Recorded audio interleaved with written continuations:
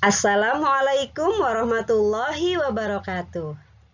Apa kabar anak soleh-soleha ibu guru hari ini? Semoga tetap sehat dan penuh semangat. Alhamdulillah, jumpa kembali bersama ibu guru pada muatan IPA di tema 7, subtema 2 dan 3 tentang menjaga kesehatan reproduksi pada masa pubertas. Setelah pada pertemuan sebelumnya, kita sudah membahas tentang cara menyikapi masa pubertas. Tujuan pembelajarannya yaitu siswa dapat memahami cara menjaga kebersihan dan kesehatan reproduksi pada masa pubertas, dan siswa dapat menentukan siklus menstruasi. Masuk pada pengolahan data. Baik anak-anakku, sebelum kita memulai pelajarannya, kita membaca basmalah terlebih dahulu. Bismillahirrahmanirrahim. Yuk sama-sama kita simak penjelasan tentang menjaga kesehatan reproduksi pada masa pubertas. Baik anak-anak, sebelum kita mempelajari cara menjaga kesehatan reproduksi pada masa pubertas, kita harus tahu dulu tentang perubahan pada masa pubertas. Pada masa pubertas, terjadi perubahan pada remaja pria dan remaja putri. Pada masa ini, produksi hormon meningkat. Meningkatnya produksi hormon menyebabkan aktifnya kelenjar minyak dan kelenjar keringat. Aktifnya kedua kelenjar ini dapat mengakibatkan jerawat dan tubuh berbau kurang sedap. Di dalam tubuh, hormon reproduksi mulai dihasilkan.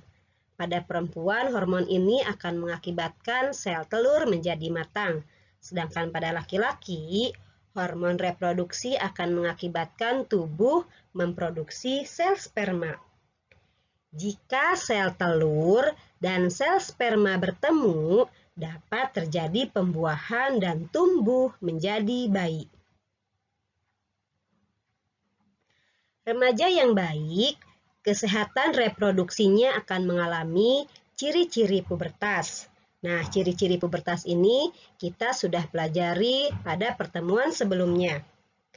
Pada perempuan, dia akan mengalami menstruasi setiap jangka waktu tertentu, umumnya setiap 28 hari sekali. Siklus menstruasi dihitung dari hari pertama satu menstruasi hingga hari pertama berikutnya.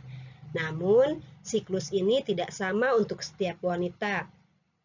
Menstruasi normal dapat terjadi setiap 21 hingga 35 hari dan berlangsung selama 2 hingga 7 hari. Sedangkan pada laki-laki, dia akan mengeluarkan sperma.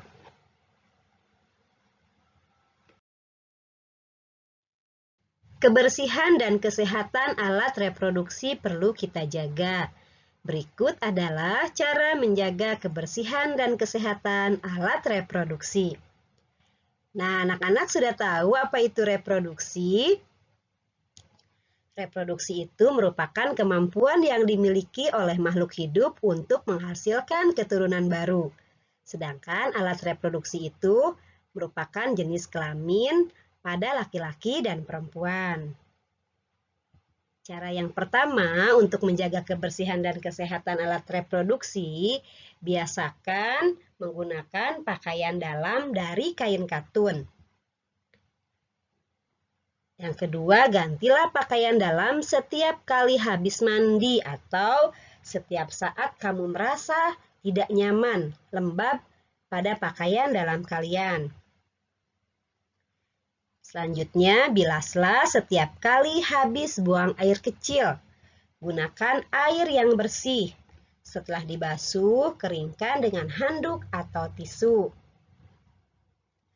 Bagi remaja putri yang sedang menstruasi, gunakan pembalut yang lembut dan ganti minimal 4 kali sehari atau saat kalian merasa tidak nyaman. Bagi perempuan, cebok atau istinja dari arah depan ke belakang agar kuman dari anus tidak masuk ke dalam organ reproduksi. Atau dalam Islam, kita diajarkan setelah buang air kecil itu bagi perempuan harus berdehem hingga sampai kotorannya keluar semuanya. Sedangkan bagi laki-laki itu harus disentil, ya, disentil alat kelaminnya biar tidak ada kotoran yang masih menempel pada alat kelaminnya. Nah, untuk pria dianjurkan untuk sunat atau berhitan agar terhindar dari kanker penis atau kanker leher rahim pada istrinya nanti. Berikut ini adalah tips untuk menjaga kesehatan reproduksi pada remaja putra.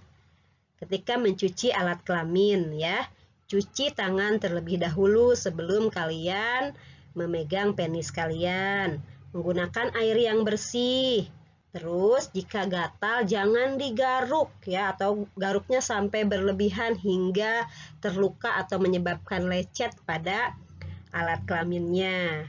Dan jangan terlalu sering membilas penis dengan sabun karena hal ini dapat menyebabkan iritasi pada kulit kalian, ya.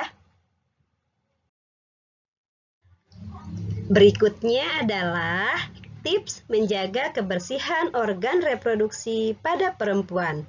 Yang pertama, mengganti celana dalam minimal sehari 2 kali atau saat kalian sudah merasa celana dalam kalian lembab atau tidak nyaman, ya. Ketika sedang menstruasi, ganti pembalut setiap 4 jam sekali. Selanjutnya, biasakan cebok atau istinja dengan air bersih sesudah buang air kecil. Nah, setelah buang air besar, bersihkan alat kelamin itu dari arah vagina ke arah anus atau dari arah depan ke arah belakang. Hal ini untuk mencegah kotoran masuk ke dalam vagina dan gunakan sabun seperlunya saja, hanya untuk daerah anus.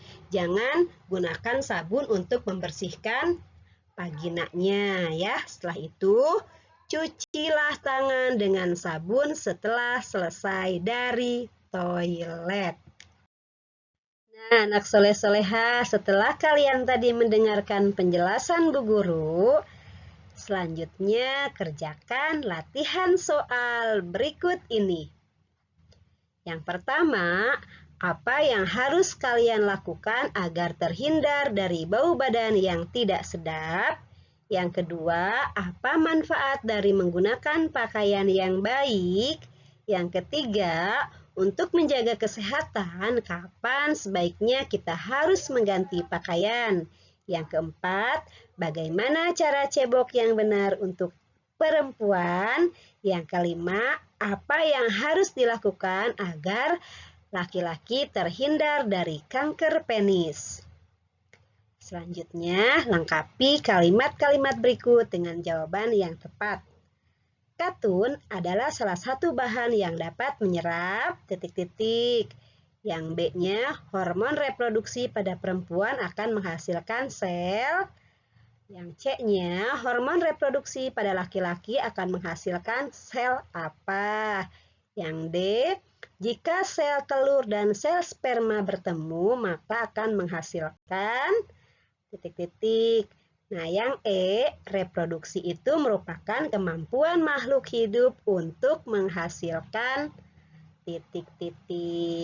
Kerjakan dan dijawab soal-soalnya dengan baik. Nah, soal berikutnya adalah soal pengolahan data. Siklus menstruasi tidak sama untuk setiap wanita. Siklus ini dihitung dari hari pertama menstruasi hingga hari pertama berikutnya. Umumnya, menstruasi dapat terjadi setiap 21 hingga 35 hari dan berlangsung selama 2 hingga 7 hari. Andin mengalami siklus menstruasi setiap 24 hari sekali. Laila setiap 22 hari sekali, Nadira setiap 30 hari sekali, dan Resma setiap 35 hari sekali. Nah, dijawab ya, siapakah yang mengalami siklus menstruasi paling lama? Yang kedua, siapakah yang mengalami siklus menstruasi paling pendek? Berapa selisih siklus menstruasi paling lama dengan yang paling pendek?